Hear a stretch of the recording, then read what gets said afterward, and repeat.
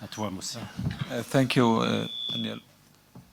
Okay. Good afternoon. First, I want to thank the organizers for inviting me to talk in this very interesting event. For the question, if the two nations are prepared to peace, I think there is no answer. Or maybe the answer is yes and no.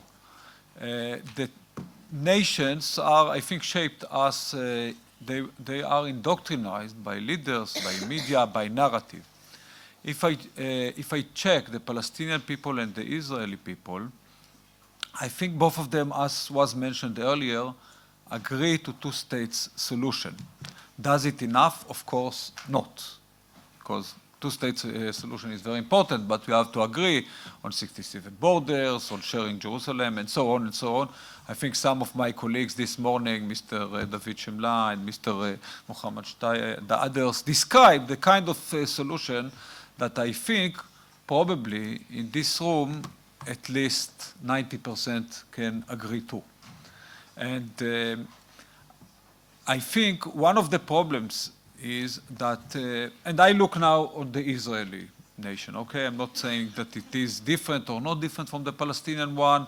I think the reason why we heard earlier about more violence from the Israeli side towards the Palestinian side, and this is a fact, yes? There is more Israeli violence, not necessarily because Israel is less moral than Palestine, not necessarily because Israelis are less moral, but because first we do have in Israel a minority that is violent, and second, because they have more power than the Palestinians. So every incident, the powerful occupation with Palestinian stone throwers or whatever, of course, it's not a question where is the power, and then there is no question what violent is more bring it to more violent consequences, like we have heard from Mohammed Shtai from the beginning of negotiations, 33 Palestinians were killed. I'm not sure about the other number that was mentioned, but I'm not saying that it is not the reality. Now, I think that nations are occupied to the narrative that is coming to them from the media. If, for example, you follow, every media is one-sided, by the way. Because if the media is in French, it talks to French, right? So if you follow the Israeli media, it's in the Hebrew language, they talk to the Israelis. What do you think the Israelis want to consume? Do you think they want to consume the Palestinian suffer? The answer is no. No, they don't want to hear about that. They don't want to know about that. They want to consume the Israeli suffer. So I can give you one example, but I can give examples from this morning from now until tomorrow morning. If I watch, for example, Channel 2 TV edition on November 19, 2012, this was the attack in Gaza. In this day, Palestinians sent missiles to Israeli civilians. And there is no question, sending missiles to civilians, even if they are Palestinians or Israelis, is a war crime. It's not important for me who is doing that. And the edition was 30 minutes about those missiles, that fortunately no Israeli was injured or dead from those missiles. And then they went to Gaza, 30 seconds, and say today in Gaza 20 Palestinians were killed, out of them 10 civilians, 5 kids, and back to the Israeli suffer. And this is every day. Don't illusion yourself, it's the same in the Palestinian side, it's the same in the Arabic media. So Israelis are sure that they are the victims and the Palestinians are the aggressors.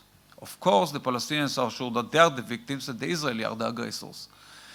And this is why it's very difficult to prepare them to peace. So for the question, I do believe most of the Israelis and most of the Palestinians are prepared for peace. But we have to help them. If we sit here, the international community, I think, can help a lot in preparing both sides. First, we have to provide different information, alternative information. There is no objective information, but telling them about the other side, it's extremely important. Second, I do believe that, and it was mentioned earlier that yes, majority of Israelis support two-state solution, but unfortunately, majority of Israelis right now, in this very minute, does not support 67 borders. I do believe that it might change even in few days. If, for example, the Prime Minister of Israel, you mentioned the Kerry plane, if the Prime Minister of Israel comes and say, okay, I accept what Secretary of State Kerry has said. By the way, he didn't say that Palestinians have to recognize Israel as the Jewish state, which is 67 borders. If he comes and say that, I am sure that majority of Israelis will agree to that, because they understand that this is the end of the game, the end of negotiations. I am sure that the Prime Minister of Israel has the majority in the Israeli parliament, in the Knesset, to do that. He does have the majority. There is a question, first, if he wants to do that. Second, it was mentioned earlier, maybe he's afraid from the right wing and the settlers, even for his personal life. Third, maybe he's only afraid for his coalition, or he's still not pragmatic and want to go with Greater Israel dream that was his dream, was his parents' dream, is his wife's dream, or whatever. And I find that, okay, now we wait to the end of April, we have three more months, then we see if Kerry managed to bring an agreement that is acceptable by both sides. I think all of us will be thankful to that. And then, of course, our role as Israeli peace camp, as Palestinian peace camp, as Israelis, as Palestinians, as internationalists, to support this agreement. But what happened if not? Was mentioned earlier this morning, Plan B of the Palestinians, going to the UN, going to the Security Council and say, okay, we want to implement our rights. I fully agree that this is of course legitimate by the Palestinians, acceptable. We were in Israel, you know, when Palestine was recognized by the UN, many Israelis called the government of Israel to recognize Palestine. Of course, we were minority, but I don't see how we achieve an agreement out of that. I don't see how we implement the Palestinian state, which is only a theoretic state right now, how we implement an agreement between Israel and Palestine. And I do think that there are problems in the tool of negotiations. What are the problems? The first one, negotiations never take you to a T-junction. Nobody is going to take a difficult decision if he knows that he doesn't have to decide today. Maybe he can do that next week, next month, next year, after the elections, and then it's going to be another prime minister, and then this is his problem. This was happened until now because we had in Israel prime ministers that I think wanted to achieve an agreement.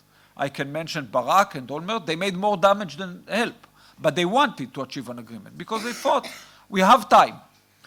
Second, the media that I mentioned earlier, every time a prime minister is going to negotiate, they mention only what he is not insisting. Yes? Okay, Barak is not insisting on Jerusalem. He accepted sharing Jerusalem and so on, and pushing him like somebody that is going to sell Israel. This was happened to all the prime ministers that negotiated in the past, and it even happening today to Netanyahu, that did not agree to anything until now. Anything. Even not for settlement freeze. Nothing. So I want to initiate another mechanism. I think if we have a rule as international community and as civil society in Israel and Palestine, we have to explore and to find alternative tools, alternative mechanisms to the tool of negotiation. Again, if negotiations succeed until the end of April, great. We don't need any alternative. I want to initiate one of them. I think that it should be discussed, but maybe there are others. The one that I want to initiate is international arbitration. I do believe that if, for example, Security Council or US President or US President plus the President of France and the Chancellor Merkel or whoever come to Israeli Prime Minister and to the Palestinian President and ask them, do you accept us, the 5 permanent members of the Security Council, as arbitrators between two sides? I do believe that there are chances that the answer will be positive, because everybody knows what is the end of the game. Everybody knows what is going to be the decision of such an arbitration. We just need the courage to go there. Everybody in Palestine, everybody in Israel, everybody here in this room knows exactly what are we talking about, and we need the way to go there. So I hope that we don't need it, but if so, we have to look for alternative mechanisms to the mechanism of negotiation. Thank you.